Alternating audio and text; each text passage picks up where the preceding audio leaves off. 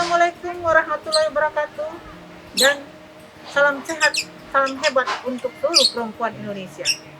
Tepat tanggal 21 April setiap tahun diperingati Hari Kartini. Hari Kartini adalah momen yang sangat penting dalam sejarah perempuan Indonesia. Bagaimana perempuan baik sebagai seorang istri, sebagai seorang ibu ataupun pemimpin. Mari kita saksikan bersama bincang-bincang dengan perempuan hebat Rumah Sakit Umum Persahabatan Jakarta.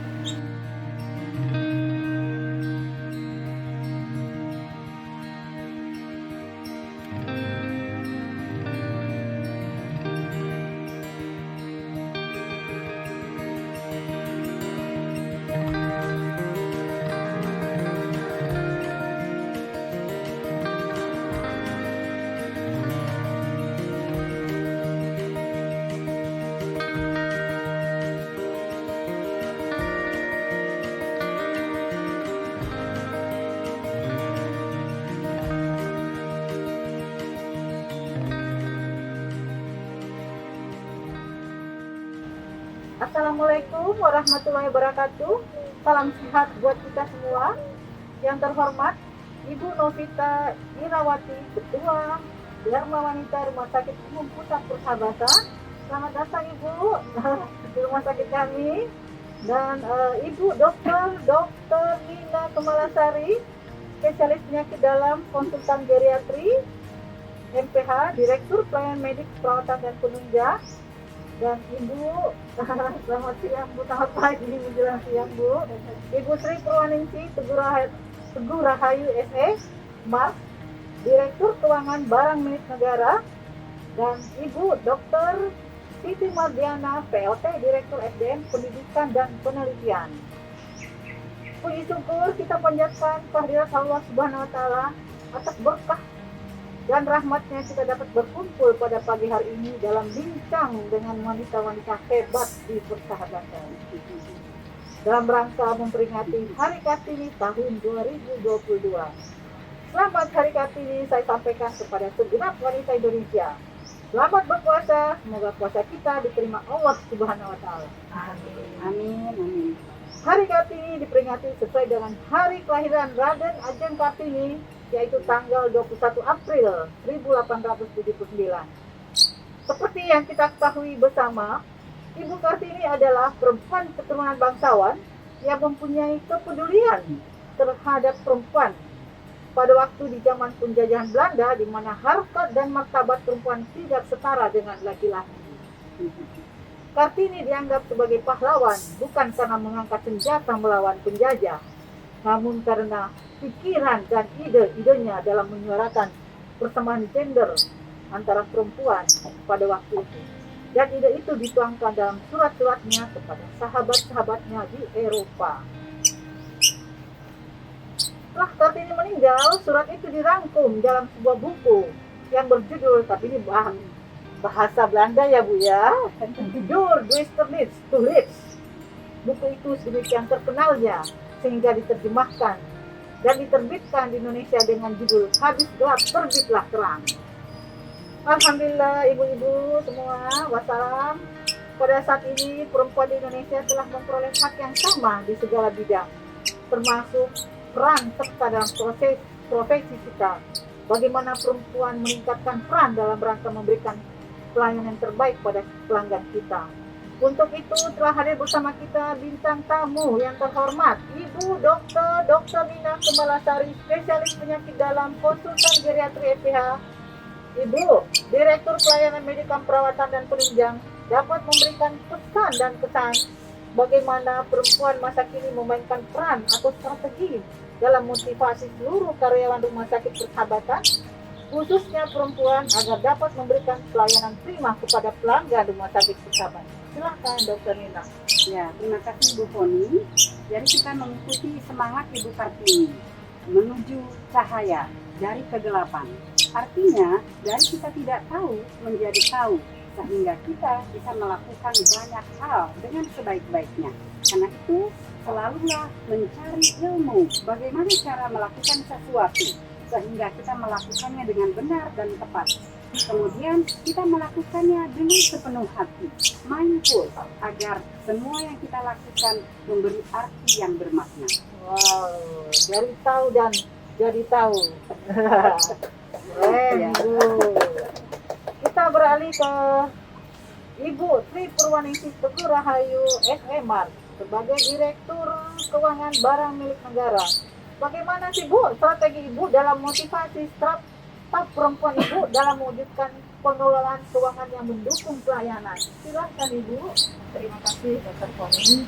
Jadi wanita sekarang itu dituntut untuk lebih mandiri ya. Jadi wanita sekarang tidak hanya mengikuti suami di rumah saja, tetapi sudah diberikan kesempatan dengan mengacu kepada dulu yang sudah dicita-citakan oleh RA Kartini bahwa wanita juga bisa melaksanakan pekerjaan. Nah, untuk teman-teman kami di Rumah Sakit Persahabatan, kita selalu memberikan arahan bahwa bekerja itu adalah ibadah. Ya, bekerja itu ibadah. Jadi harus memang benar-benar dilaksanakan dengan ketulusan hati. Terus kemudian kita melayani dengan nilai yang baik. Selain itu juga kita menerapkan bahwa pasien ataupun pelanggan internal dan eksternal itu apabila itu diri kita, ya. Jadi apabila itu diri kita, sehingga dalam memberikan pelayanan baik kepada pelanggan internal maupun eksternal adalah menjadi baik. Nah, kemudian juga saya pesankan kepada seluruh staf bahwa kalau kita bekerja, seandainya pemimpin itu tidak bisa mengawasi, Allah adalah mengawasi kita.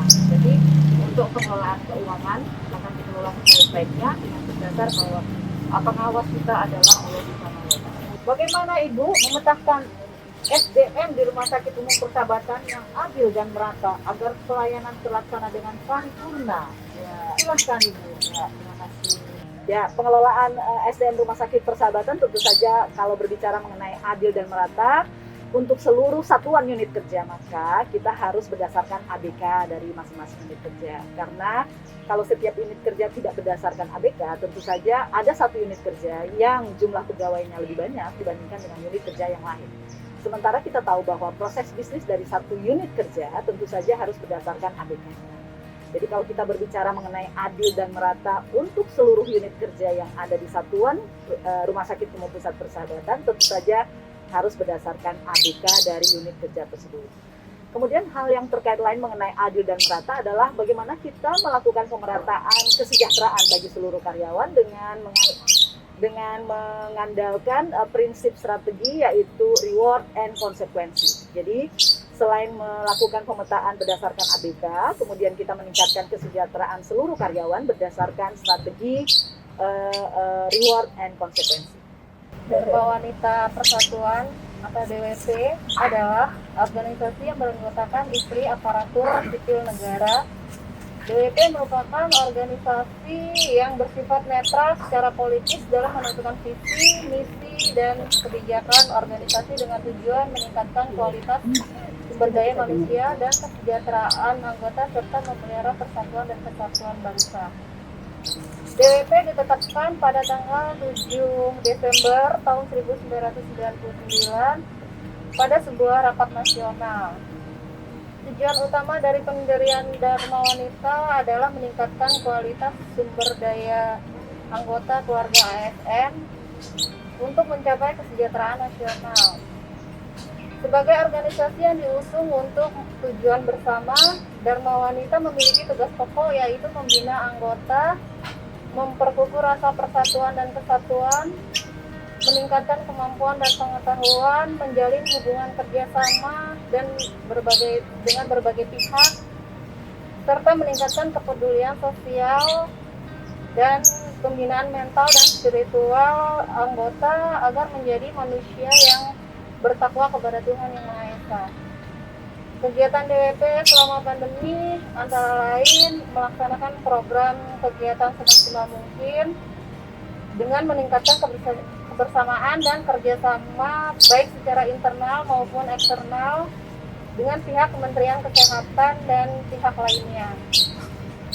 Sebagian besar kegiatan dilakukan secara online hal ini juga mendorong pengurus dan anggota untuk beradaptasi dengan kebiasaan baru di bidang teknologi informasi. Banyak sekali kegiatan webinar kesehatan yang dapat diikuti oleh setiap anggota Dharma Wanita, sehingga pengetahuan dan keterampilan para ibu semakin bertambah. Beberapa kegiatan DWP antara lain kalau di bidang sosial yaitu baksos, dukungan dana untuk program banjir, kedukaan. Di bidang pendidikan antara lain beasiswa untuk para anak anggota yang berprestasi, praktek keterampilan, webinar, dan beauty class. Di bidang ekonomi seperti bazar dan pengelolaan kantin. DWP Persahabatan memerlukan dukungan istri-istri, karyawan maupun karyawati RSUP Persahabatan untuk berperan serta aktif sebagai anggota maupun pengurus DWP. Rasa bangga terhadap DWP RSUP Persahabatan harus ditanamkan untuk mendukung berbagai kegiatan yang dilakukan oleh DWP.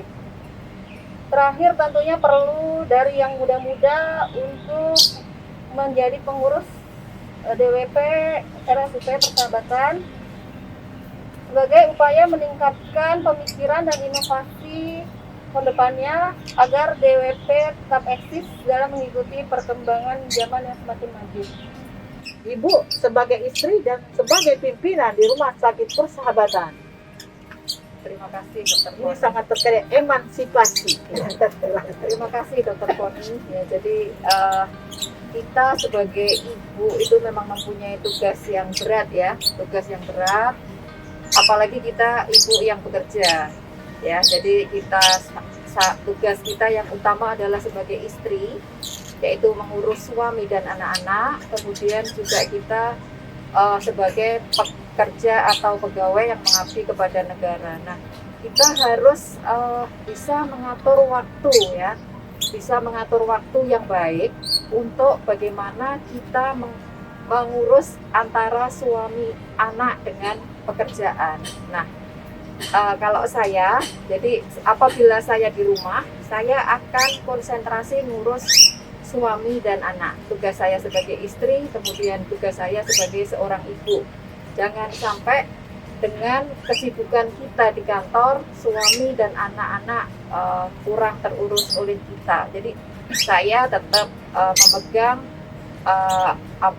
amanah bahwa kita sebagai istri harus memberikan pelayanan kepada suami dan anak, dan kita sebagai ASN kita harus bekerja sesuai tupoksi dan tanggung jawab kita sebagai seorang ASN. Jadi berimbang ya antara tugas sebagai ASN dan tugas sebagai ibu rumah tangga untuk mengurus suami dan anak.